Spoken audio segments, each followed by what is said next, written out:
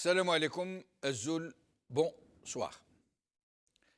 Quelques questions, toutes simples, mais totalement éludées par la presse, par la pseudo-opposition, des questions qui sont autant de réponses en elles-mêmes. Pendant le règne de Bouteflika, réduit à un état grabataire comme tout un chacun sait, qui gouvernait le pays? La question est importante, même si on en connaît la réponse. Qui prenait les grandes décisions? Et si votre réponse est le duo Saïd-Gaït, un binôme que les réseaux sociaux avaient nommé Sadou-Gadou, la question est qui a imposé ce statu quo, ce binôme? Et si vous me répondez l'état-major de l'armée, la question est pourquoi? Quel est l'intérêt? Et l'intérêt de qui? Pourquoi l'association des chefs de l'armée avec Saïd Bouteflika a été plus alléchante que de désigner un autre président Vantoche, qui était pourtant dans les moyens de l'état-major? Il aurait pu désigner n'importe qui. Mais pourquoi avoir préféré ce binôme Gaït Saleh, Saïd Bouteflika, pour diriger le pays?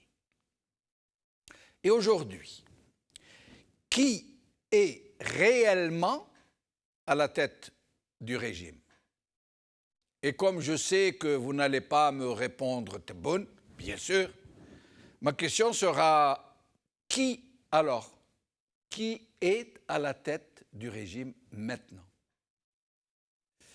Depuis le grand chamboulement provoqué par la révolution du 22 février, les équilibres ont-ils vraiment changé au sein du noyau militaire de l'état-major?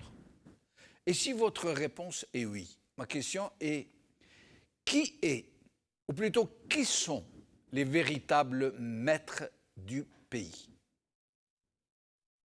Mon autre question est pourquoi des États étrangers ont-ils leur mot à dire dans la décision politique?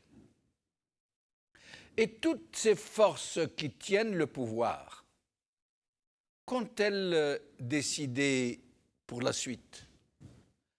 Le président Fantoche va-t-il pouvoir continuer ainsi à faire semblant? La crise économique qui déboule déjà ne va-t-elle pas rebattre toutes les cartes? Tebboune va-t-il être démissionné, destitué, baudriafisé? Maintenant que la mafiocratie n'a plus les coudées franches et que le peuple s'est investi de cette façon qu'on sait, le régime va-t-il pouvoir continuer à faire ce qu'il veut et ce que ses protecteurs veulent? Pourquoi l'actuel chef d'état-major n'a-t-il été nommé que par intérim? Nommé par décret, mais par intérim. Pourquoi par intérim? Et pourquoi ne pas l'avoir désigné comme son prédécesseur, vice-ministre de la Défense? N'est-il là que pour chauffer la chaise pour quelqu'un d'autre qui va sortir de la casquette? Et quelle est la cause de cette situation au sein de l'état-major? Les généraux, entre eux. Y a-t-il confrontation entre eux? Ou alors confrontation entre puissances étrangères, États étrangers, qui ne sont pas d'accord sur le choix du futur maître du pays, c'est-à-dire le futur chef d'état-major? Autant de questions dans une situation hautement volatile. Mais il n'y a pas que des questions, il y a aussi des certitudes. La rue n'est plus sous contrôle. La rue, comme on dit, hein. La rue n'est plus sous contrôle, pour la première fois depuis l'indépendance.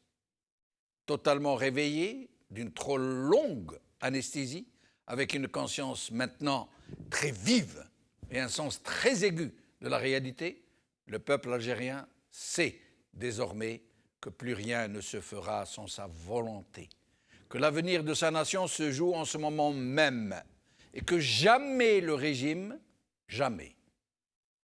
n'a été aussi fragile à 1 millimètre de s'effondrer, de tout son poids. Et c'est dire ce que doit être la détresse de ces gens qui sont dans le premier noyau. Leur détresse est celle de leurs protecteurs.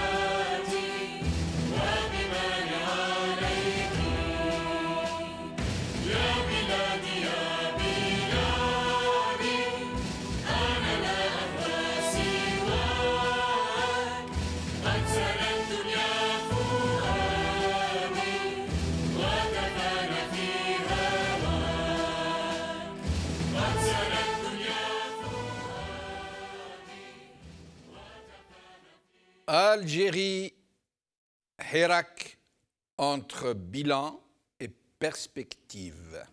C'est le titre de notre émission d'aujourd'hui. Et pour en parler, j'ai ici avec moi Moussab Hammoudi, universitaire, militant politique. Moussab, merci. Moussab Hammoudi, merci d'être avec nous. Merci pour l'invitation. Bonsoir à toi, Sir Jamel, aux invités, aux téléspectateurs. Merci beaucoup. Alors, nos invités, Khaled Zirem, militant politique qui est avec nous depuis Bjaya. Khaled Zirem, merci d'être avec nous. Merci pour votre invitation, Belchalouf. Merci à vous et à vos invités. Bonsoir aux téléspectateurs. Merci.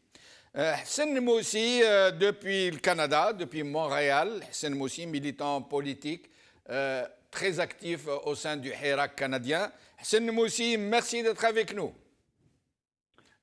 Azul Jamal, bonjour à vous tous, à Al-Magharibia, et bonjour à tous les invités et aux Algériens surtout. Merci beaucoup. Alors, Moussab, dans des situations un tant soit peu normales, comme celle que nous vivons en Algérie, normalement, il y a la presse, des politiciens, l'opposition, des acteurs politiques et d'autres, qui nous disent un peu ce qui se passe. Or, c'est le blackout le plus total. Personne ne nous dit ce qui se passe réellement au sein du régime. Quelles sont ces forces qui sont en train de réémerger? Ces forces dont on dit que ce sont des forces sécuritaires. Personne ne nous dit quel est l'état de la situation de ces affrontements entre puissances étrangères et États étrangers, entre eux, qui se chamaillent comme si l'Algérie était devenue subitement un steak que chacun veut s'accaparer. Personne ne nous dit pourquoi Chengri a été nommé par décret. Il a été nommé par intérim. On n'en a jamais vu ça dans l'histoire politique. Quelqu'un qui est nommé par intérim et par décret, on ne connaît pas ça. Pourquoi n'a-t-il pas été nommé aussi vice-ministre de la Défense, comme son prédécesseur? Personne ne nous dit ce qui se passe sur le plan économique, alors que la crise déboule. Personne ne nous parle du coronavirus, dont il semble bien qu'il soit devenu l'objet de manipulation, puisqu'on nous a présenté un Italien qui serait malade avec des photos et dont il semble que ce n'est qu'une photo de publicité d'une clinique privée. Donc, à votre avis, vous avez un mot dit, qu'est-ce qui se passe? Pourquoi cette opacité? Pourquoi ces manipulations, par exemple, comme lors de la visite de personnalités politiques à Ali Belhaj, cette extraordinaire déflagration dans les réseaux sociaux organisée de façon de maître et qui a suscité une grande passion, passion presque légitime au sein des gens qui ont peur que la situation dégénère, qu'elle ne soit récupérée, etc. À votre avis, Moussa? En fait, au final, c'est une situation normale dans une situation d'autoritarisme. Les régimes autoritaires, puisque ce sont des régimes et non pas des pouvoirs légitimes, ces régimes ont toujours la phobie d'être devant la scène, au devant de la scène, et surtout leurs agissements, qu'on puisse les décortiquer, qu'on puisse les comprendre. Parce qu'un régime, qu'est-ce qui fait la différence entre un gouvernement, par exemple, et un régime, ou un pouvoir et un régime? C'est que le pouvoir, il est stable. Il fonctionne selon des institutions, selon des lois, conformément à une constitution. C'est le poids de la valeur. Or, les régimes, ils savent qu'ils sont très volatiles. Un régime n'a pas une longévité conséquente dans l'histoire et surtout, son renversement peut être soudain et rapide. Donc, puisqu'ils ont cette conscience, ils essayent toujours d'être opaques. Ils essayent d'être le plus possible opaques. Et c'est pour ça que, de tout temps, par exemple, la mort du dictateur n'est jamais annoncée le jour même de son décès. Oui. Le temps qu'ils prennent leurs dispositions. Exactement. Et donc les morts aussi sont toujours très peu compréhensibles. On vient de le vivre avec Gaïd Saleh. Et donc le régime n'a pas demandé l'autopsie. Absolument. Alors qu'il avait intérêt à le faire. Pour nous démontrer que ce n'est pas lui qui l'a tué. Bien sûr, ouais. Ni la famille. Donc il y a aussi un jeu qui pousse cela à réagir de cette façon. Ouais. Et donc c'est le jeu favori. Le problème maintenant, pour eux, pour ce régime, pour la configuration autoritaire, est que la donne a changé, puisque l'information maintenant, même si elle est cachée, ça ne veut pas dire qu'elle ne peut pas être récupérée. On a des phénomènes, bien sûr, il y a l'état des sciences qui a avancé, qui nous permettent avec des outils de tout comprendre, quand bien même on ne peut pas les voir. Et puis il y a le phénomène aussi du citoyen journaliste, où depuis les smartphones, chacun peut se transformer en outil de diffusion de l'information. Mais le problème est qu'il n'y a plus que, en ce moment, il n'y a que le travail des journalistes citoyens. La presse ne fait rien, elle ne fait que relayer des choses déjà sues. Elle ne nous apprend rien, elle ne fait pas d'investigation, elle ne va pas au fond des choses. Et dans une situation où normalement les journalistes, les magistrats, les partis politiques, les syndicats, les opposants, les intellectuels devraient profiter de cette manne qui leur tombe du ciel, du Hirak, où ils peuvent sortir des bois. C'est le contraire. Au contraire, ils se sont tous recroquevillés, plus personne ne bouge une oreille, on n'arrive plus à percer cette coque de silence complice. Oui, bien sûr, et ça les met très à mal, mais en fait, ça les enfonce dans leurs problèmes. Parce que le journaliste, on sait qu'en Algérie, le journaliste n'est pas journaliste, tout autant que le juriste n'est pas juriste, et ça fonctionne à coup de téléphone et de loyauté, de clan et de clientélisme. Donc ça, c'est tant mieux pour le Hirak dans cette configuration actuelle. Et c'est pour ça, au lieu de s'investir dans le domaine professionnel, par exemple pour les journalistes, qu'est-ce qu'ils vont chercher? Ils vont essayer de faire feu de tout bois. C'est l'intrigue. Et on sait que, par exemple, le régime algérien est tout le temps gouverné par l'intrigue. Ce n'est pas le processus démocratique qui conduit à telle ou telle décision, mais c'est on a visité, on a reçu la visite, on a découvert, il y a Flan qui est venu, l'autre qui est parti, Saïd qui a vu ceci, qui a financé ça. C'est toujours l'intrigue. Et donc, c'est dans ce cadre-là que cette histoire de Ali Belhaj, de la visite à Ali Belhaj, a eu toute cette amplification. Et finalement, c'est faire feu de tout bois, parce que l'incident lui-même, déjà, n'a pas eu de répercussions dans les milieux populaires. Dans l'Irak, il n'y a rien. Zéro. C'est uniquement dans les réseaux sociaux. Et si c'est dire, ça porte à réflexion. Hein. C'est dire que ces gens ne maîtrisent vraiment plus le Irak. Mais absolument, bien sûr, ils n'ont aucune maîtrise. Et il faut savoir qu'entre le réel et le virtuel, il y a un gouffre. Et puis, dans le virtuel, puisque le régime a essayé d'investir des communautés dans le Hirak, mais ça n'a pas réussi. Il a essayé à maintes reprises. Les conservateurs, ça n'a pas marché. Il a essayé de fabriquer une communauté imaginaire, les Zouaves et tout ça, ça n'a pas marché. Mais justement, dans les Zouaves, alors non seulement ça n'a pas marché, dans les Zouaves, ils ont essayé de porter le complot dans le Hirak. La fameuse appel à la guerre civile. C'est un appel à la guerre civile. Mais il n'y a pas que cette dame, hein, il y a plusieurs qui ont été lancés. Mais dans le Hirak, ça a eu un effet contraire.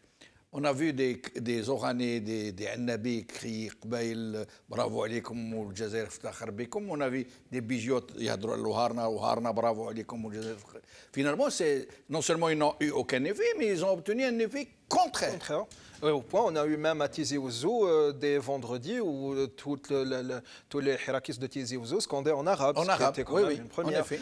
Et donc, justement, c'est que les leviers. Maintenant, le régime dispose encore de leviers. Les leviers traditionnels, mais ils sont en état de désuétude. Ils sont dépassés. Les fameux leviers conservateurs, plutôt islamistes. Et moi, j'aime pas trop utiliser ce terme parce que ça ne veut rien dire. Il y a l'islam politique, mais l'islamisme, en tant que terme, que concept, ne veut absolument rien dire. Absolument. Et puis il y a Lui préférait celui de conservateur. Conservateur, et puis bon, plus techniquement, c'est l'islam politique. Oui. Et donc les islamistes et puis les démocrates et puis les islamistes contre les démocrates parce que c'est une autre combinaison qui donne un troisième levier et puis le levier ethnique. Mais maintenant il ne sait plus les manipuler parce que même avec cette histoire de Zouave, en fait il a cassé son levier démocratique, soi-disant de démocrate qui s'appuyait sur ce discours de on est démocrate mais on est marginalisé parce qu'on appartient à. Et donc en les attaquant il s'est affaibli. Oui. Donc, et la configuration actuelle est plus, si on la prend sommairement, entre la population qui forme le Hirak et on va dire des politiciens qui appartiennent à des fractions anciennes, mais qui sont complètement dépassés et qui savent qu'actuellement, ils sont dépassés par les événements. Et donc, au lieu de regarder avec le Hirak vers le futur, ils se tournent vers l'arrière pour voir des querelles anciennes. Et c'est pour ça qu'ils essayent de faire feu de tout bois. Mais ça, est-ce que ça prend? Ça ne prend pas. Donc, ça reste marginal, confiné au fin fond des réseaux sociaux, sans prendre. Mais encore, il faudrait affronter la question sérieusement. Est-ce que, parce que cette visite d'Ali Belhaj, en elle-même, c'est un événement, mais chaque événement a une diction. Il énonce. L'énonciation est que non laisser l'islam, ou du moins ce qui reste de l'islam politique, mettez-le en quarantaine, entre guillemets, un virus. Or, ça ne prend plus parce que ça n'a pas de sens, parce que le Hirak a réglé cette problématique en disant ça, on en a tiré l'enseignement et nous regardons vers le futur. Nous, si on défend Ali Belhaj, c'est à titre de droit de l'homme, c'est un humain qui dispose de droits et qui doit les avoir. Ce sont ses droits primordiaux. On ne peut pas empêcher Ali Belhaj d'aller faire sa prière. Et puis, le combat essentiel n'est pas là. C'est le fameux slogan « Madaniya Mashi Askariya » avec la subtilité du mot « Madaniya » qui veut dire pas de mollah, mais pas de militaire. Et donc, c'est ça la laïcité, y compris avec les militaires. Laïcité, c'est encore un terme plus technique. Ça veut dire que c'est la séparation du religieux et du politique. Mais c'est aussi la séparation du militaire et du politique. Exactement, et c'est pour ça que les islamistes qui sont dans le Hirak l'ont bien compris. Ils gardent leur identité religieuse, on les voit, l'habit, la pratique et tout ça, mais aucun slogan de chapelle. Ils prennent plus le volet politique et non pas religieux. Absolument. Et donc, à partir de là, on ne peut pas commencer une querelle idéologique.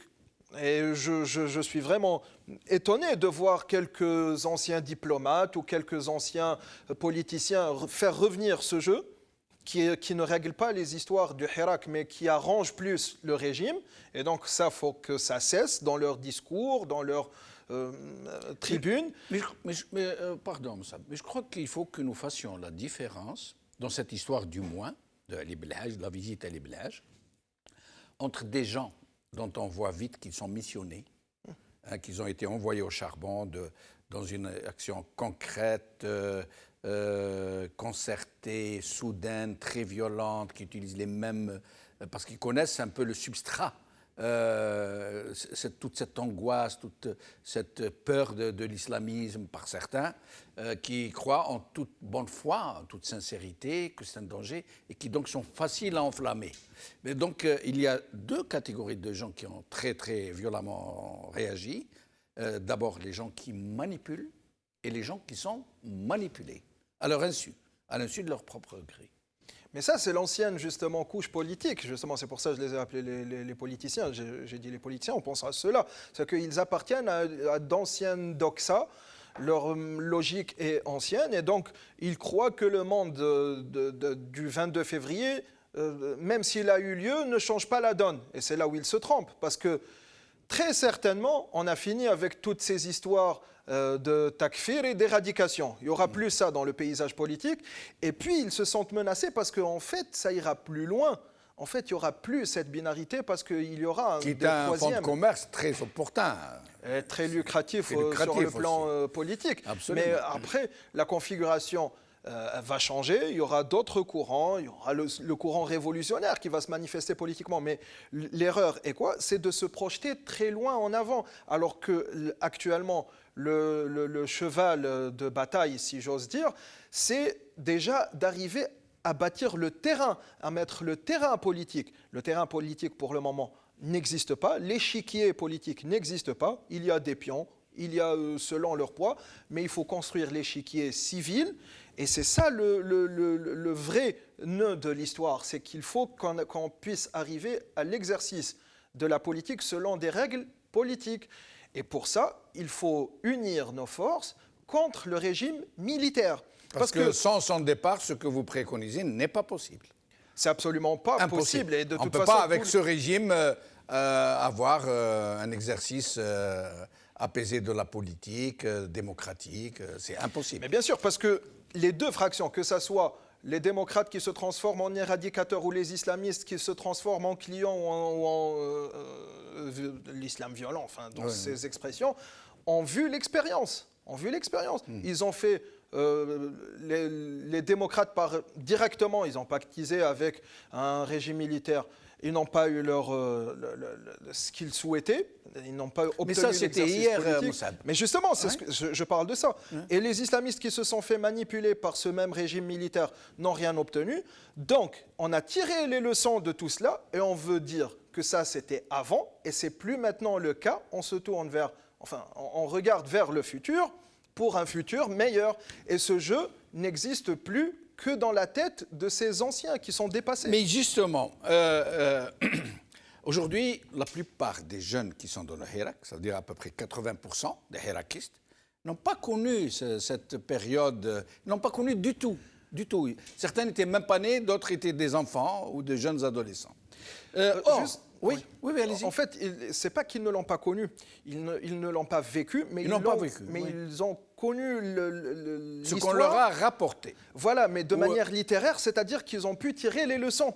Parce que même autant que narration, autant que fait divers, autant qu'événement, ça suffit déjà pour objectiver cette situation. Les anciens ne peuvent pas l'objectiver puisqu'ils ont vécu. Ils l'ont dans la chair. Ils avaient le nez dans le guidon, comme on dit. Mais bien sûr. Oui. Et donc, même j'ai discuté avec des anciens et qui me l'ont dit. Ils m'ont dit, on a du mal à se détacher. Mais en fait, parce qu'ils l'ont vécu de manière passionnelle. Absolument. Les nouvelles générations l'ont objectivé. Voilà ce qui s'est passé. Voilà comment ça s'est passé. Voilà les leçons à tirer.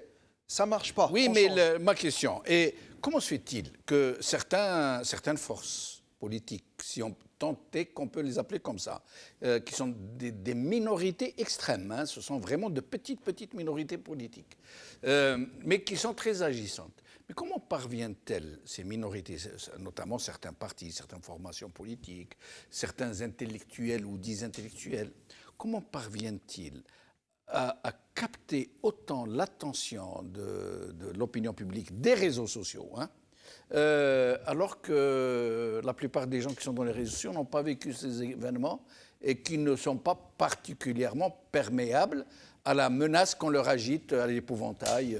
Comment font-elles ces forces, ces partis politiques, ces intellectuels qui agitent l'épouvantail islamiste pour continuer de subsister, pour continuer d'exploiter ce véritable fonds de commerce qui le leur est le seul. Ils n'ont pas d'autres fonds de commerce. Ils n'ont que ce fonds de commerce. Comment font-ils ? Vous faites bien de dire déjà qu'ils sont très minoritaires, parce que depuis tout à l'heure, on parle d'éradicateurs, islamistes. Oui, mais c'est minoritaire. C'est important de comprendre. Et c'est le monde des réseaux sociaux. C'est l'anecdote qui prend, la fake news. C'est quand même une version un peu modifiée du fait réel, passionnel. Donc ça capte. Et puis, bien sûr, il y a un phénomène sur les réseaux sociaux, c'est de booster. Donc, on achète les voix. Donc, c'est un phénomène d'amplification. C'est technique, oui, ça. Oui. Donc, toujours est-il, il ne faut pas accorder la priorité au virtuel sur le réel.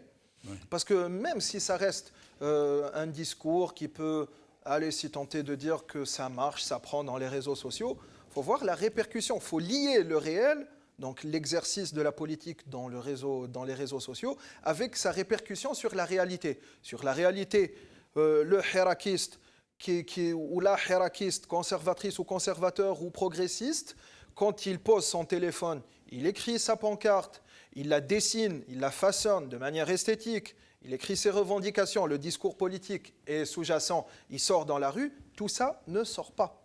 Tout ça ne sort pas. Il ne sort que l'essentiel. C'est-à-dire que même si, cognitivement, ça peut le marquer intellectuellement, pour lui, il a hiérarchisé les priorités. Ce n'est pas ça le prioritaire. Pour le moment, je dois d'abord baliser le terrain. On n'a pas de terrain politique. Et tout le danger de ces gens-là, c'est qu'ils essayent de mettre la charrue avant le bœuf, bien sûr, d'aller vers l'invective, vers le pugilat politique, alors qu'eux-mêmes ne sont pas dans le cadre politique. Et il faut savoir, les mots ont un sens. Quand on dit révolution, c'est-à-dire on coupe avec l'ancien. Oui. L'ancien est révolu. Et ça, la rue l'a bien compris, mais ces acteurs politiques ne veulent pas ou font semblant de ne pas le comprendre. Et je suppose parce qu'ils se sentent menacés. Parce que cette révolution... Dans leur existence, j'allais dire, politique. Cette expression de ce peuple, avec cette façon, avec cette longévité, elle va les emporter eux aussi. Et donc, le fameux Gherbel, qui était la métaphore du Hirak et de sa sélectivité, de ses critères de sélection politique, elle va les emmener. On peut donc espérer que tous les extrémistes, tous les extrémismes vont être sassés, ils vont pas, extrémistes d'où qu'ils viennent. Hein. Bien sûr. Les extrémistes éradicateurs, les extrémistes religieux intégristes. Vous pensez que ça va être emporté, tout ça ? Depuis le 22 février, il n'y aura plus d'extrémisme. Parce que déjà, nous sommes en face d'une nouvelle génération avec une donne très particulière qui est une génération jeune et mondialisée. Avant, ce n'était pas la génération mondialisée, c'était bipolarisé, donc qui habite l'Algérie du parti unique plutôt soviétique, alors qu'ils aspiraient, qu'ils écoutaient les musiques américaines, et donc il y avait ce tandem. Maintenant, tout ça s'est effacé, nous sommes dans des normes plutôt homogénéisées, elles sont mondialisées. Les jeunes, quand ils se regardent, ils voient qu'ils ont beaucoup de potentiel et qu'ils peuvent être parmi les meilleurs du monde, mais ils ne sont pas à leur rang, ils ne sont pas à leur place. Et ils veulent arracher ça, ils veulent le mériter, parce qu'ils estiment déjà qu'ils le méritent et qu'ils doivent combattre pour le mériter une deuxième fois. Donc la logique cognitive est totalement différente. Et c'est pour ça, ici, avec ce monde-là, à cette époque-là, tout le reste est révolu. Alors, nous allons demander à Khaled Ziram, d'abord, sur ce sujet de choses qui se passent et que personne ne nous explique, comme par exemple cette nomination par décret d'un chef d'état-major par intérim, alors que c'est une nomination par décret. C'est une contradiction en soi. Et puis, pourquoi ne pas l'avoir nommé vice-ministre de la Défense ? Qui s'est opposé ? Est-ce que c'est au sein de l'état-major des généraux qui ne veulent plus refaire l'expérience d'un Gaïd Salah tout-puissant, ou est-ce que, comme on le susurre ici et là, est-ce que c'est parce que des États étrangers qui ont barre sur le régime ne veulent pas le même homme. Certains veulent quelqu'un et d'autres veulent quelqu'un d'autre. Et puis, il n'y a pas que ça. Il y a aussi toutes ces histoires, cette histoire de coronavirus qu'on est en train d'inventer de toutes pièces, cette image qui circule d'un Italien, alors que ce n'est pas vrai. Cet homme, cette image qu'on nous a montrée est une publicité d'une clinique privée. Mais il n'y a pas que ça. Il y a tellement de choses dont personne ne nous parle, que personne ne nous explique, pas même ces partis politiques dits d'opposition, pas même cette presse qui dit être à l'avant-garde, découvrir le Hirak. Khaled Zerem, à votre avis? C'est vraiment beaucoup de choses à la fois. Oui, je vous ai posé tout ça en vrac pour vous laisser évoluer de la façon que vous voudrez. Voilà, je commencerai par votre première remarque par rapport à ce vice-ministre de la Défense ou sa désignation ou pas. Ça, c'est la cuisine interne au régime. Ce ne sont, à mon sens, et pour beaucoup d'Algériens, des choses qui ne nous concernent pas puisque nous demandons le départ du régime. Maintenant, la cuisine interne du régime, qu'ils enlèvent des ingrédients, qu'ils en mettent d'autres, qu'ils pimentent, qu'ils mettent du sel, ça ne nous regarde en aucune façon. Ouais, pardon, Khaled Zerem. Pourquoi ça ne nous regarderait pas alors que c'est éminemment important de savoir ce qui se passe à l'intérieur de ce régime à qui nous demandons de partir et qui a le véritable pouvoir? Ça ne peut pas ne pas nous regarder. Non, je dis que ça ne nous regarde pas dans le sens où nous n'avons pas un problème de personne ou de désignation de personne ou de mise en avant d'une vitrine quelconque, militaire ou politique. Il y a un pouvoir de fait, il y a un commandement militaire qui croit et qui veut encore détenir l'Algérie, qui ne veut pas lâcher le pouvoir. Ces personnes-là, elles sont plus ou moins identifiées. Ils ne veulent pas lâcher le pouvoir. En face, nous avons des Algériens, des Algériennes qui, depuis une année, sont dans la rue et qui disent gentiment et avec le sourire à ces gens-là, c'est bon. Vous avez fait ce que vous avez fait de ce pays. Vous avez fait ce que vous avez fait à ce pays. Maintenant, s'il vous plaît, avec le sourire, il est temps de passer à autre chose. Il y a une jeunesse algérienne, il y a une population qui a évolué, qui n'est plus celle de 1962, contrairement à ces gens-là qui ont encore cette mentalité de 1962. Et c'est bon. Et les gens ne demandent qu'à vivre en paix et évoluer dans leur vie de tous les jours. Ils ne demandent pas la lune. Les gens qui sortent tous les vendredis et tous les mardis depuis une année, ils ne demandent rien d'autre que de vivre humblement dans un pays qui peut leur permettre de le faire le plus aisément possible. Pour continuer un petit peu par rapport à ce que vous m'avez dit, M. Brichnov, vous parlez de bilan et perspective. Parlons-en, lucidement, sereinement, sans ni surévaluer une chose ni la sous-estimer.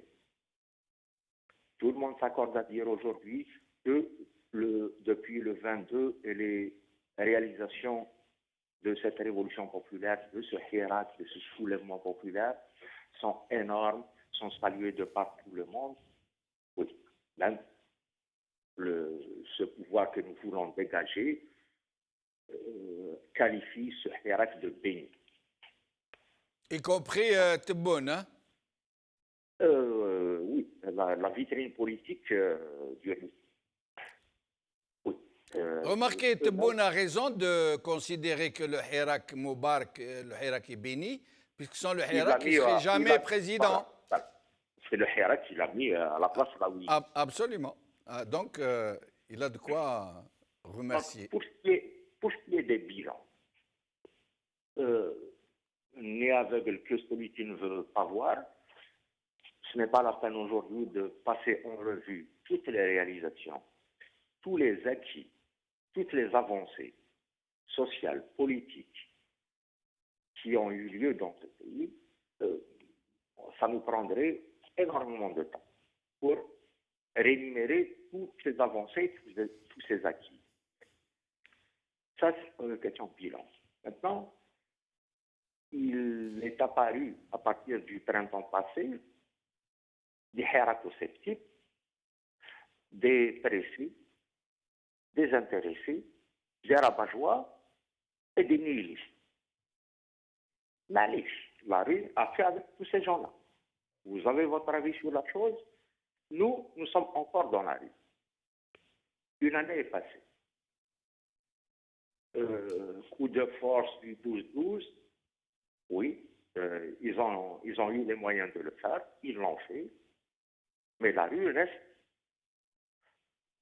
dans son objectif principal qui est celui de dégager ce régime. En termes de bilan, on peut énumérer les manquements qui ont eu lieu. Je peux vous en citer un. Oui. Vous en parlez tout à l'heure. La libération des médias, notamment des médias publics. Nous aurions pu, sans doute, pendant le printemps passé, mettre davantage de pression, notamment sur les édifices de ces médias-là, pour les libérer définitivement. Parce que ça a été une arme de destruction massive que le régime a continué et continue encore aujourd'hui d'utiliser pour casser le hiérarchie. C'est un manquement. Il y a eu des manquements. Parlons-en lucidement, objectivement. Regardons-nous tous les uns et les autres en face. Vous n'avez pas l'impression, excusez-moi de vous interrompre, vous n'avez pas l'impression, Khaled Zirem, que ce régime est divisé, qu'il ne parle plus d'une seule voix? J'en veux pour preuve cette nomination du DG de l'ENTV, du DG de la douane et le limogeage de l'ex-DG de la douane qui ont été annulés par on ne sait pas qui.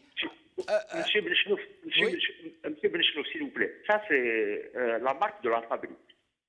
C'est l'amateurisme et c'est la navigation à vue. Je ne sais pas si je peux me permettre d'utiliser cette expression à l'antenne. Et le grand matin qui est en train de se passer, et chacun sait sa tête dans le détail. Leur seul objectif, c'est de se maintenir, mais avec tous les moyens qu'ils ont, colossaux, puisqu'on ne pourra jamais imaginer, ils ne sont même pas capables d'être un peu professionnels, un peu chef satay al-Khawa. Donc, ça, c'est leur amateurisme. Oui, mais Khaled Zirem, le fait qu'il soit divisé de cette façon, aussi outrancière et aussi visible, est-ce que ce n'est pas un danger en soi? Parce qu'à la limite, nous, on sait que c'est un régime prédateur et mafiocrate, mais qu'au moins il soit homogène, parce que si jamais ils se mettent en guerre les uns contre les autres, c'est par Algériens interposés. Ils vont nous utiliser comme ils l'ont déjà fait. Donc ce n'est pas très rassurant de les savoir comme ça à couteau tiré. Je ne pense pas qu'au jour d'aujourd'hui, ils soient à couteau tiré. Il y a des guerres de territoire, des guerres d'intérêt, de placement, qui n'est pas aussi criarde par rapport à ce qui les rejoignent. Et ils sont en train de serrer quand même un petit peu les coudes les uns avec les autres. Mais dans son ensemble, le régime reste plus ou moins homogène. Il défend ses intérêts, il est dans son élément, il ravive ces derniers mois Makhaber Mukhabarat, réseaux sociaux aidant, moyens technologiques nouveaux aidant, ça leur facilite un peu, même amateurs qu'ils sont, d'avancer dans leur manœuvre de division, de diversion et de gain de temps. Pour revenir un peu à la thématique de l'émission, si vous me permettez, M. Benchnouf, oui. Les bilans, tout le monde peut en parler, ils sont visibles sur le terrain. Maintenant, les perspectives. Si vous me permettez, je vais essayer de placer un petit mot par rapport aux perspectives. Bien sûr, bien sûr. La situation en Algérie, quand bien même beaucoup l'analyste voudrait vous faire croire qu'elle est compliquée, elle est en fait très très simple. Nous avons une rue algérienne. Appelons-la le peuple algérien, appelons-la les Algériens. Pour ma part, je parle de la rue algérienne parce que ce qui se passe les vendredis et les mardis dans la rue a fait plus qu'on ne pourra jamais attendre d'elle. Dans nos rêves les plus fous, nous n'aurions jamais pu attendre que la rue algérienne fasse ce qu'elle a fait depuis le 22 février 2019 et continue de faire encore aujourd'hui. Nous sommes tous d'accord avec vous. Et en face, nous avons un pouvoir qui est dans son élément, qui ne veut pas lâcher prise et qui pense que ces gens-là ne doivent en aucun cas les dégager en les infantilisant pour les plus patriotes d'entre eux, en usant d'un paternalisme dépassé pour d'autres patriotes au sein du régime, mais pour un grand nombre d'entre eux dans le régime, ils ne veulent pas lâcher le pouvoir. Et entre les deux, le pouvoir qui est dans son élément, la rue qui fait plus qu'on ne peut attendre d'elle, il y a quoi, M. Benchno? Votre invité tout à l'heure et beaucoup d'amis parlent un peu de cette problématique. Une élite, une classe politique, une université, des syndicats qui sont censés justement, d'abord en remerciant la rue d'avoir fait ce qu'elle fait, et de porter politiquement sur l'espace public, dans le débat public, dans cette rue même, ses aspirations. Oui, mais sur un plan de... Vous parlez de perspective. Vous auriez quelque chose de concret? Est-ce que vous avez une idée de ce qui va se passer? Est-ce que vous-même, vous envisagez des perspectives dont vous voudriez nous parler?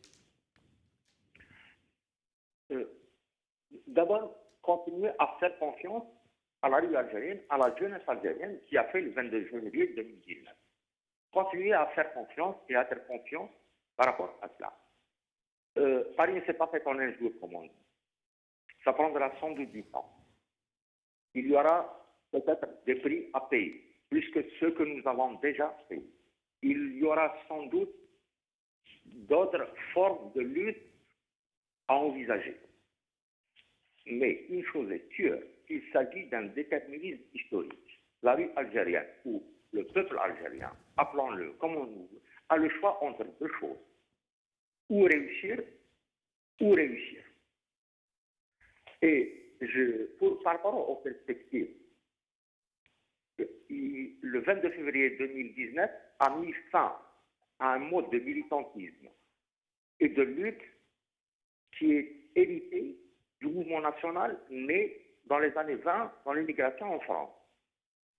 Ce schéma et ce système de lutte, de militantisme, consiste à désigner, créer un zaïm autour duquel tout doit tourner. Ce zaïm finit par devenir un despote.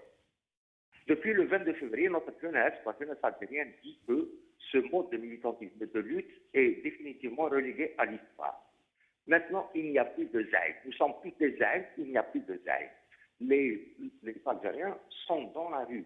Et la construction ou les perspectives, elles se font. Quand vous dites n'a plus le choix, il n'y a plus que deux possibilités, réussir ou réussir.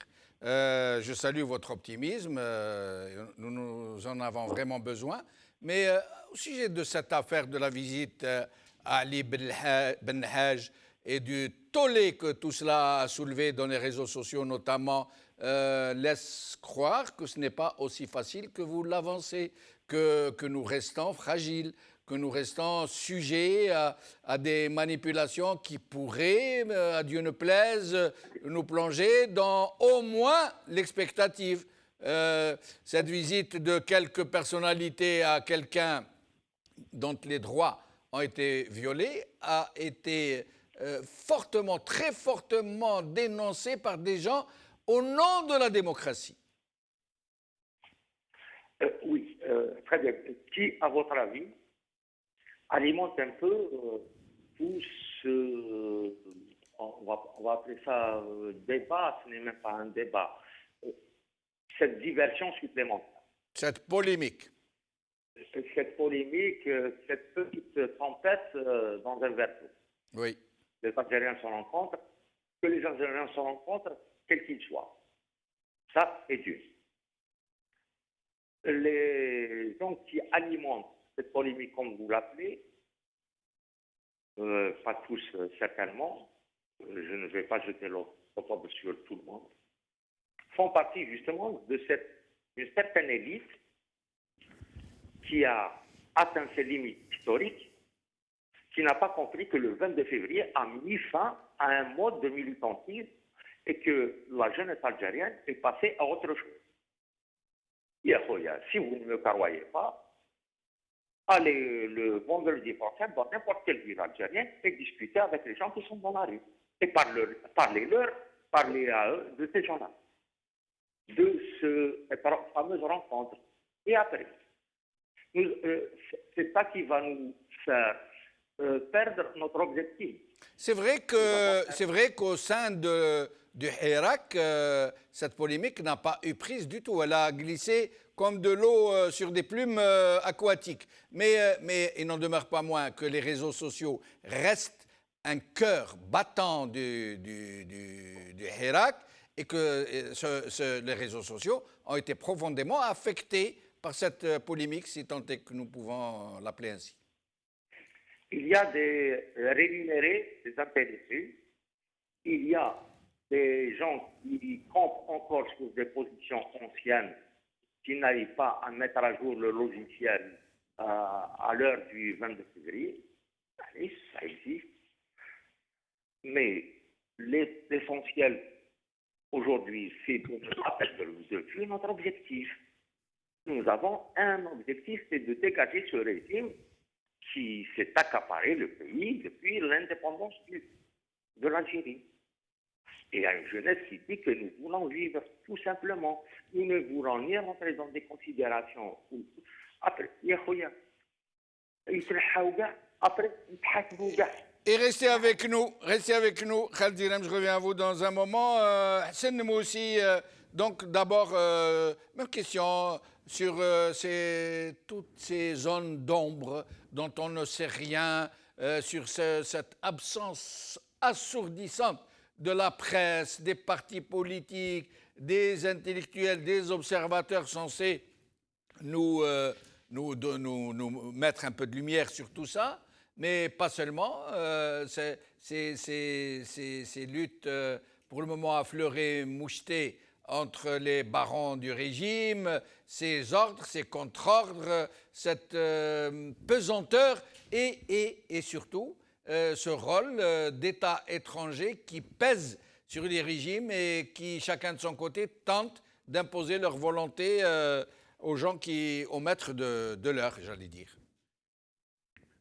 Oui, Jamal, vous m'écoutez comme... Oui, très bien, on vous écoute. Vous m'écoutez.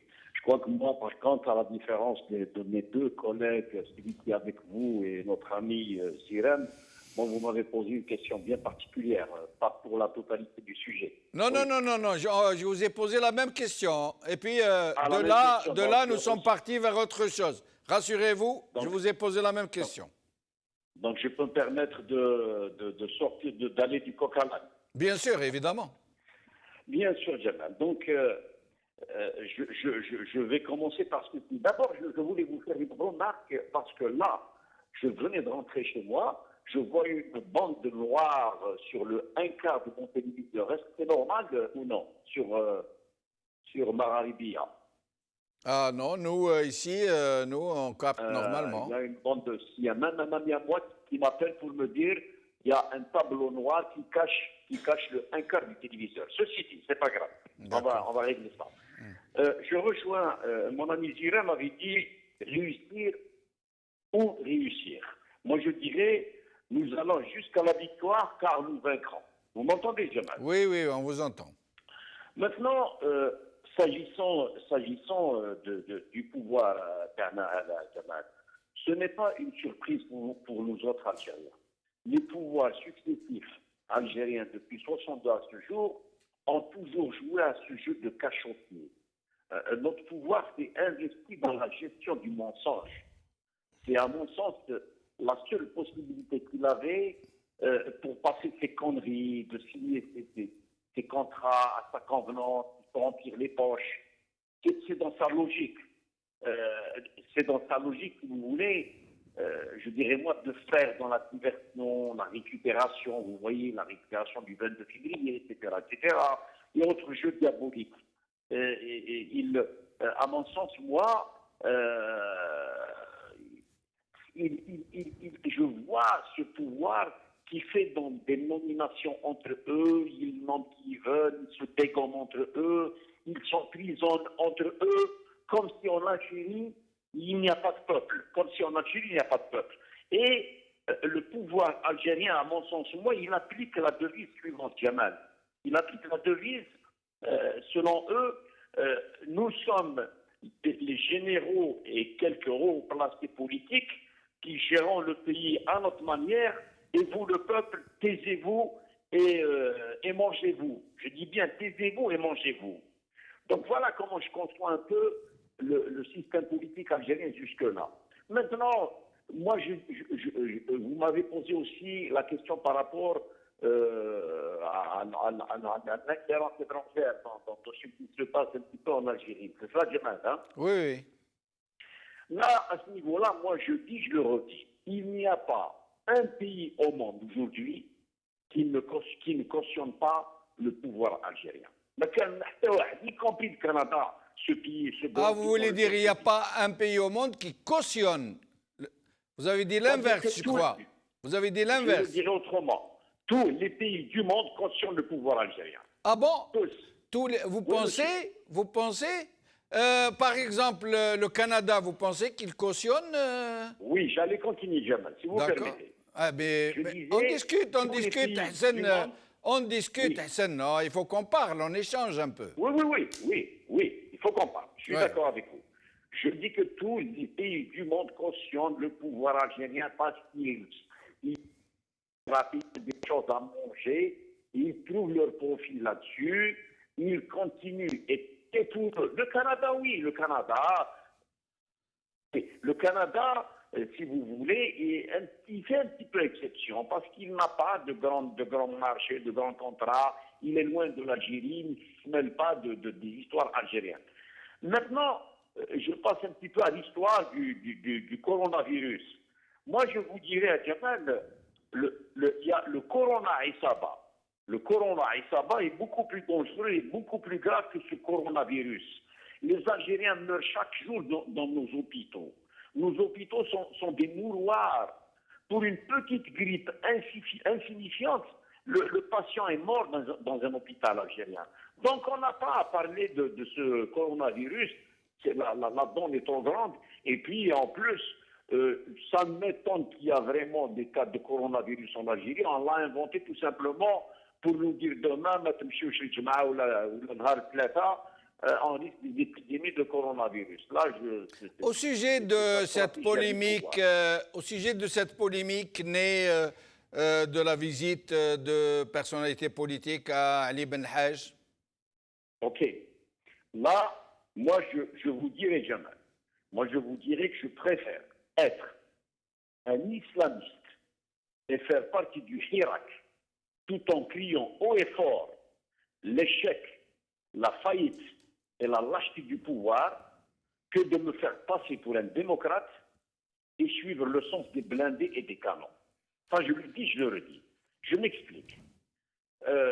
Ali Ben Haj, bien que je ne partage pas une grande part des idées islamistes, c'est un Algérien d'abord. Un Algérien courageux qui n'a à aucun moment, à mon sens, dévié sa ligne éditoriale. Il ne mâche pas ses mots, Ali Ben Haj. Il n'a pas sa langue dans sa poche. Quand il s'attaque aux tenants du pouvoir, il le dit haut et fort à Jamal. Et qu'on le veuille ou non, il a la sympathie et le soutien, si vous voulez, de milliers d'Algériens. Ses positions et son soutien au Hirak doivent être rappelés aussi. Il soutient le Hirak. Je ne vois aucun mal, personnellement, à rendre visite à ce monsieur-là. Combien de fois emprisonnés et malmenés par le pouvoir. De plus, personnellement, à Jamal, je ne peux pas donner de leçons de patriotisme ou de vision politique à des messieurs respectables et sans aucun reproche comme M. Bouchachi, un très grand avocat et défenseur du Hirak, ou encore M. Bourga'a, ce grand révolutionnaire chef de la Wilaya 4 entre 59 et 60, et emprisonné pour 100 francs par année par le pouvoir algérien, je crois qu'en juin 2019, ou encore à M. Ben Arbi, ce militant hors pair, ce militant hors du commun, Hirak Teboué, qui a passé quand même 4 mois derrière en prison. Ces messieurs ont parfaitement raison de se rendre au domicile de Ali Belhadj. Pourquoi? Puisqu'on parle du Hirak. Parce que le Hirak est fait de tous ces Algériens-là. Vous m'écoutez, Jamal? Oui, oui, on vous écoute. Le Hirak, à mon sens, il est fait de tous les Algériens. Dans le Hirak, il y a des laïcs, il y a des démocrates, il y a des conservateurs, il y a des communistes, il y a des islamistes, etc. Donc, à travers cette visite, selon moi, ces personnages ont dépassé l'équilibrage islamiste-démocrate, l'équilibrage kabyle-arabe, ou la coalition musulman-chrétien. Donc, l'adversaire des Algériens, le Hirak, l'a compris. C'est pour ça que j'avais commencé tout à fait au début en vous disant, Ala Khouna Ousmou Zirer, qui a parlé de victoire, parce qu'il y a que la victoire et la victoire. Moi, je vous dis, le seul adversaire, et le Hirak l'a très bien compris, c'est le pouvoir. C'est pas ce pouvoir-là, Jamal. Ce pouvoir-là, il est prêt à vendre le Hirak pour les puissances occidentales pour garder le pouvoir. Il est prêt à vendre les puissances occidentales pour le Hirak pour garder le pouvoir. Et il est prêt à vendre le Hirak et les puissances occidentales aux extraterrestres pour garder le pouvoir. Et restez avec nous, Hassan voilà, aussi. Restez avec nous. Alors, Moussab, nous allons aller maintenant un peu vite pour essayer d'aborder d'autres sujets qui restent. Alors, d'abord, aujourd'hui, le Hirak ne s'est pas encore décidé. Il est entré dans sa 2e année. Et la question que tout le monde se pose est maintenant. Qu'est-ce qu'il faut faire pour monter en cadence, pour tassaïd, comme ils disent, l'escalade, mais l'escalade pacifique. Alors, le problème est que le Hirak n'a pas encore décidé de se doter d'une représentation, même s'il connaît déjà certaines personnalités qui sont naturellement devenues sortes de leaders, mais pas vraiment, hein, ce n'est pas encore joué.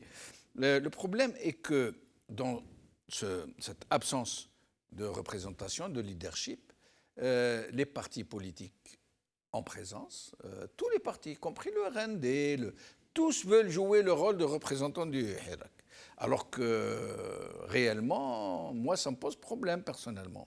Ce sont des partis qui ne représentent presque rien, qui ne sont pas du tout dans l'opposition, mais alors pas du tout, ou très peu parmi eux, du moins. Et maintenant, d'abord pour parler de ça, comment voyez-vous la position et le rôle des actuels partis politiques, tous autant qu'ils sont? Est-ce que vous pensez qu'ils doivent être appelés à jouer un rôle? Est-ce que vous pensez que nous pouvons sasser, prendre certains et jeter les autres? Ou est-ce que vous pensez qu'ils doivent tous partir et laisser le Hirak générer une nouvelle classe politique? Le problème de la classe politique, déjà, est historique, puisque dans l'itinéraire des uns et des autres, et des et une, même pour les féminins, c'est qu'elles sont inféodées au régime. Elles sont une pure création du régime. Elles ont fait la politique d'une façon non pas politique, non pas politicienne, à moindre degré, mais clientéliste, c'est-à-dire c'était toujours le regard tourné vers le haut, vers l'institution militaire pour l'arranger et non pas tourner vers la classe, donc le socle électoral. Donc, mais certains partis ont refusé de faire partie du Parlement, d'avoir des sièges.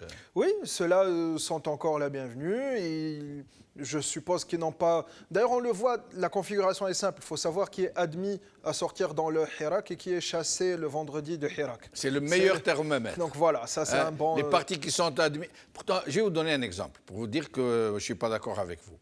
Le RCD, en ce moment, le RCD actuel, hein, il est reçu très bien par le Hirak, surtout son président, Mouassem Ben Abbas. Mais pourtant, il a des députés à l'Assemblée. Oui. Vous voyez, donc c'est pas aussi... C'est vrai, c'est vrai. Mais c'est pour ça qu'on va basculer sur cette histoire de perspective auquel nos deux intervenants ont répondu de manière subjective. Mais objectivement, c'est pour ça qu'il faut choisir, en termes de perspective, entre deux solutions. J'ai du mal à trouver une troisième, bien qu'elle puisse être envisageable sous forme de synchronisme. Mais pour le moment, il y a le processus politique. Donc, et celui-là, il va inclure des classes politiques même à l'intérieur du régime et qui va pousser à la représentation. Et donc, en termes temporels, elle va accélérer le processus révolutionnaire en entier. Donc, on peut le plier en 6 mois. Par contre, pour cela, donc, le Hirak doit sortir ses représentants, mais pas le régime, ce qui permet plus de malléabilité au régime, qui peut sortir une pseudo neutralité. Non, même pas. Une pseudo-configuration du régime pour discuter avec le vrai Hirak et se poser après en arbitre. D'accord. Et donc sortir vainqueur à tous les coups. Après, c'est le coup des manipulations. Voilà. Mais en termes... Ça, c'est l'issue numéro 1. Oui, d'accord. L'issue numéro 2, le scénario 2, en termes de perspective, c'est bien sûr l'escalade pacifique. Et là, c'est de continuer la pression. En termes temporels, elle est plus longue, donc plus il y a du temps, plus c'est meilleur. Mais est-ce qu'on peut se permettre plus long avec la crise qui déboule et qui va transformer radicalement la situation? Oui, on le peut. Puisque cette population sait qu'elle a tout perdu. On le voit dans les slogans, on le voit même avec cette histoire de coronavirus. Les gens ils disent, si vous nous persuadez de rentrer chez nous, nous on estime qu'on a déjà tout perdu. Donc on est sorti et tout ce qu'on obtient est déjà gagné. Ouais. Donc en termes temporels, et même le Hirak le dit clairement, ça peut durer. Et le Hirak est intact, on le voit dans les sorties du vendredi, du mardi, et certains parlent justement en termes d'escalade du samedi. Samedi qui va rejoindre le mardi et le vendredi. Et il y en a qui veulent même aller au palais présidentiel, et c'est une bonne idée. Il y en a qui proposent moins d'aller bloquer pacifiquement les accès à l'aéroport. Tout ça, ce sont des issues pacifiques, techniquement, mais ce sont des solutions. L'erreur est de les hiérarchiser, de dire non, il ne faut pas aller au palais présidentiel, aller plutôt à l'aéroport. Ça, c'est très dangereux. Et donc, ici, en termes de temporalité, l'escalade, elle peut prendre plus de temps, mais elle met le régime face à ces contradictions, alors qu'il est déjà enfoncé dans ce paradoxe. Parce que justement, cette histoire de Shengreha fixé pour ne pas être fixé, ça montre la fragilité du régime. Et juste, il faut l'enfoncer encore plus dans ces paradoxes. À quoi s'ajoute la crise économique qui va toucher plus le régime, plus que la société? La société, elle vit dans une crise depuis très longtemps. Et elle s'est accommodée de cela, puisque quand on voit le marché informel, c'est le secteur préféré en termes économie, microéconomie pour les citoyens, puisque même ceux qui travaillent dans le domaine étatique sont obligés de rajouter de l'informel. Donc la population s'est accommodée de cette situation. Par contre, celui qui n'a pas une banque centrale, celui qui n'a pas de la macroéconomie en termes de banque, de société, de production, d'échanges économiques, c'est l'État. Donc la crise économique va un peu mettre encore plus à mal, elle va enfoncer encore plus le régime. Oui, mais Moussab, quand on sait que l'État, comme vous dites, tire ses ressources à 98% des seules ressources hydrocarbures, c'est dire que ça va toucher tout le monde. Quand les réserves de change seront épuisées, elles vont l'être très bientôt, il n'y aura pas de quoi importer des médicaments, il n'y aura pas de quoi importer de l'alimentaire, il n'y aura pas de quoi importer quoi que ce soit d'ailleurs. Puisque tout ce que nous consommons, est importé, même si on a l'impression qu'il est fabriqué. Prenez l'exemple du poulet, par exemple. Le poulet de chair, quand vous voyez comme ça, il est produit en Algérie, mais quand vous séparez les intrants, il est quasiment importé à 95%. Exact. Vous voyez, donc ça va faire mal, hein, y compris mais même à pour tout le la monde. ressource numéro 1, qui est l'hydrocarbure, ça ne va pas suffire pour pour le régime. Moi, je n'aime pas utiliser l'État quand je parle d'eux, parce que ce n'est Ouais, pas un État. absolument, vous avez tout à fait raison. Pour ce régime, parce qu'actuellement, selon le cours du pétrole, il faut un baril à minimum $90. Alors que c'est impossible à atteindre. Tout le monde se félicite quand il atteint 63. Absolument. Et il considère que c'est du génie des marchés financiers. Donc, le compte n'y est pas pour le régime. Bien sûr, la crise encore touche la population, mais la population est confinée. C'est les gens entre eux, c'est des individus et des foyers qui essayent tant bien que mal de trouver des solutions. Or, le régime, il doit échanger, il doit rendre des comptes, il doit commercer avec l'international, il doit assurer la pérennité des relations commerciales. On sait que la relation entre les États, c'est d'abord le profit. Donc, il n'assure pas tout cela. Donc, cela le précipite encore dans cette situation très inconfortable où il sera contesté de l'intérieur et à l'international. Et bien sûr, on a vu les visites actuelles, surtout des pays de Golfe, qui se sont succédés. Ah oui. C'était par rapport... C'est la Noria. Ah oui, mais complètement. Donc, et on voit d'ailleurs l'isolement à l'international. Je ne suis pas d'accord quand on dit que tout le monde reconnaît ce régime, puisque ceux qui ont rendu visite en tant que chef d'État, il n'y en a que deux. Oui. Le président turc et l'émir qatari. Absolument. Soi-disant qui étaient contre les États militaires. Oui, exact. Et donc, voilà, non, l'isolement international est consommé, mais c'est selon les intérêts et les profits. Alors, Khaled Zirem, même chose. Donc, le Hirak n'ayant pas de représentants, du moins pour le moment, les partis politiques tentent de s'installer un peu dans cette posture de représentants l'Arab Sif, puisqu'on n'a rien d'autre, et qui vont même au charbon. Ils nous disent qu'ils vont consulter chez Tebboune pour essayer de trouver des solutions. Partis politiques qui semblent ne rien représenter d'autre que leur propre personne. À votre avis? Khaled Zirem? Oui, un petit peu chaud. Oui. Oui, vous ne m'avez pas entendu? Non, je ne vous ai pas entendu. Je pense que la communication a été interrompue. Ah, alors je vous posais la même question que Mossab, savoir que en l'absence d'une représentation du Hirak, les partis politiques, tous les partis politiques maintenant essayent de s'installer dans la posture du représentant, j'allais dire légitime et agréé du Hirak, alors qu'ils ne représentent rien que leur propre personne. À votre avis? Il y a, M. Benchnouf, des pressés, il y a des intéressés, il y a des rabat-joie, il y a des nihilistes, il y a aussi les gens qui se placent d'ores et déjà dans l'après-révolution. D'accord. Mais en face de ces gens-là, est-ce qu'ils ont l'aval des gens qui sortent et les vendredis et les samedis? Est-ce qu'ils sont à la hauteur des exigences de la révolution populaire, du soulèvement populaire, de l'insurrection populaire pacifique ou du Hirak? Est-ce qu'ils en sont à la hauteur? Il n'y a pas de tabou en politique. Nous pouvons parler de ce que l'esprit peut émettre comme idée, elle peut être mise sur la table. Il n'y a aucun souci. Mais le pragmatisme politique, l'objectivité et les débats sereins doivent un peu concorder avec la réalité de tous les jours des gens qui vivent dans un territoire et qui aspirent à une idée toute simple de vivre.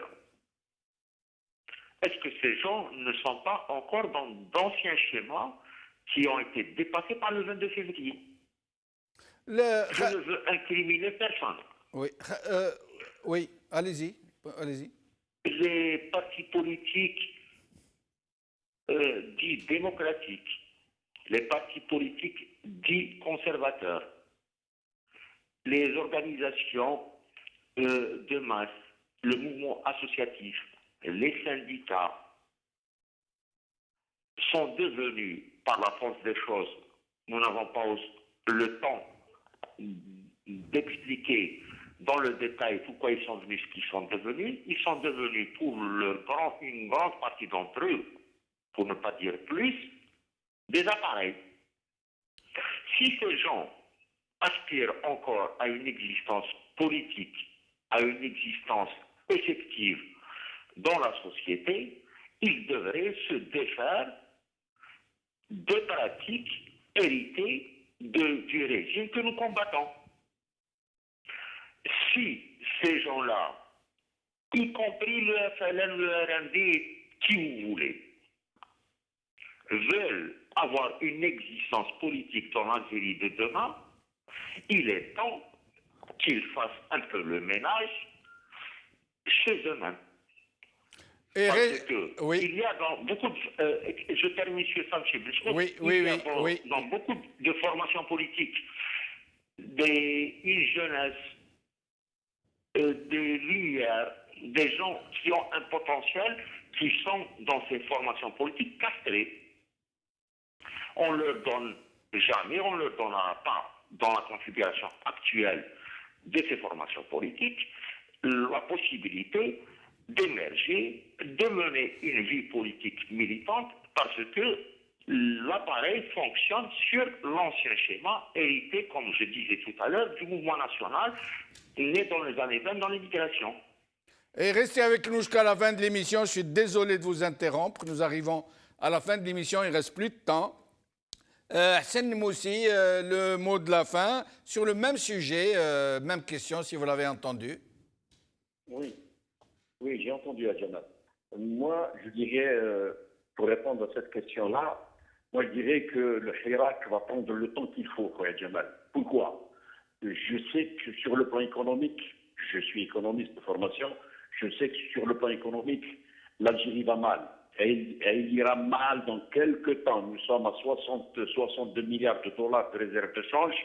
On a bouffé presque 200 milliards de dollars en l'espace de 4 ans. C'est une calamité avec ces gens-là. Pourquoi je dis qu'on prendra le temps qu'il faut? Parce que ces gens-là, qu'ils vendent le baril du pétrole à 1000 dollars ou à 40 dollars, c'est la même chose. Le peuple n'en bénéficie pas. Notre révolution n'est pas un contrat à durée déterminée. Nous allons jusqu'au bout. C'est vrai que notre révolution du sourire est populaire, que le bilan a été positif, que notamment nous avions fait tomber le seigneur Bouteflika et nous avions construit l'unité nationale. Mais c'est évident et c'est même vital que le Hirak doit passer à une vitesse supérieure en renforçant sa dynamique des sorties à l'intérieur, vendredi et mardi à l'étranger et du vendredi et mardi en Algérie et du dimanche à l'étranger par d'autres actions percutantes avec des portées importantes et d'autres revendications pour une réelle démocratie. Quand je parle d'actions percutantes, allô, Jamal, vous m'entendez? Oui, on vous entend. Quand je parle d'actions percutantes, il faudra qu'on s'organise au niveau soit de chaque wilaya, soit de chaque grande ville ou de chaque région. Au sujet des partis politiques, Hassan Moussi, très vite, parce qu'on a au sujet des partis politiques. Les partis politiques, moi, ce que je propose là, et j'aurais aimé que le Hirak intervienne là-dessus, il faudrait absolument que l'on exige de tous les partis politiques de retirer leurs députés de l'APN ou de les rayer de leur parti. Mais ils n'ont pas tous des députés. Ceux qui ont des représentants au sein de l'APN, ou qu'ils les retirent ou qu'ils nous laissent tranquilles faire notre travail tout seul. Il faudra interdire aux hommes politiques hors sphère du pouvoir de ne pas répondre aux invitations des officiels. Demander aux élus locaux de se positionner d'un côté ou de l'autre de la barrière. Quand je parle d'élus locaux, je parle des maires notamment. Exiger de la presse de jouer le jeu du journalisme, de faire dans l'éthique et de couvrir les manifestations. Merci. Ça, c'est très important. Merci, Hassan. Désolé de vous interrompre. Moussa, en moins d'une minute, le mot de la fin. Pour moi, la situation est claire. Nous sommes dans une révolution. Donc, quand on dit une révolution, c'est une rupture avec toutes les anciennes pratiques. C'est pour ça, actuellement, il n'y a pas de classe politique. La classe politique actuellement n'existe pas, elle est à créer. Donc, il faut se concentrer sur la révolution. Après viendra une autre période quand ce régime tombera, parce qu'il est démasqué, mais il n'est pas tombé. La prochaine étape, et elle peut être très rapide, sera qu'il soit tombé. Ensuite, les classes actuelles politiques et les figures phares devront s'expliquer. Donc pour les islamistes, ils doivent sortir de leur phobie de la graphie, donc écrire l'histoire objective qui ne l'ont pas fait. Les démocrates devront s'expliquer objectivement aussi. Après, demander ses excuses à ce peuple qui a tant souffert de leurs bêtises. Ensuite, on bâtira une période de transition qui permettra de mettre le terrain, l'échiquier politique, et on passera sereinement à l'exercice politique qui permettra l'épanouissement économique. Bien sûr, c'est une note optimiste, mais il faut beaucoup de travail. Tous les gens sont disposés. Quelque chose qu'on souligne peu, les anciens du fils sont prédisposés à parler de leur passé, à s'expliquer, et même à s'excuser, et même à comparaître devant des tribunaux. C'est Ali Belhaj qui l'a dit, ça. Et bien sûr, même les progressistes, ils feront cet effort. Et puis, on passera à une autre étape, celle de la construction. Et quand ces conditions seront disponibles, le peuple fera les sacrifices pour avancer. Mais rien ne sera possible sans l'écartement, sans se débarrasser complètement de ce régime. Parce que le mal de ce pays n'est pas l'exercice de la politique, mais c'est le régime militaire qui est en train de le détruire et la population qui essaye civilement, par la politique, de le sauver. Écarter le régime, solder ses comptes et se préparer à reconstruire ce qui a été ravagé, si je peux me permettre de résumer ce que vous venez de dire. Merci Moussab Hammoudi, merci Khaled Ziram, merci Hassan Moussi. Mes chers amis, ce Hirak, cette révolution du peuple algérien a beaucoup plus de mérite qu'on croit. Parce qu'en plus du Hirak formidable, fabuleux, malgré tout ce que ce régime entreprend pour le faire éclater, il ne faut pas oublier que la situation est gravissime au pays. La situation est critique. Le milieu de la santé, le chômage, la maladie, l'hygiène publique, l'école, le transport, tout va mal au pays. Et c'est très, très, très, très grave. C'est très grave. Le secteur de la santé, par exemple, il est plus que sinistré. Il est gravement, gravement naufragé. Mais les Algériens continuent quand même. Ils pansent leurs plaies alors qu'ils meurent de maladies d'un autre âge. Et ils continuent de sortir pour construire le pays de leurs enfants demain, pour que leurs enfants puissent enfin vivre dans un pays démocratique et juste. Et nous ne pourrons aboutir à un tel rêve que par nos critères essentiels, nos deux piliers sur lesquels repose ce Hirak, السلمية والخوا خوا. خوا على خير بسلامة. Qu'est-ce que vous voulez?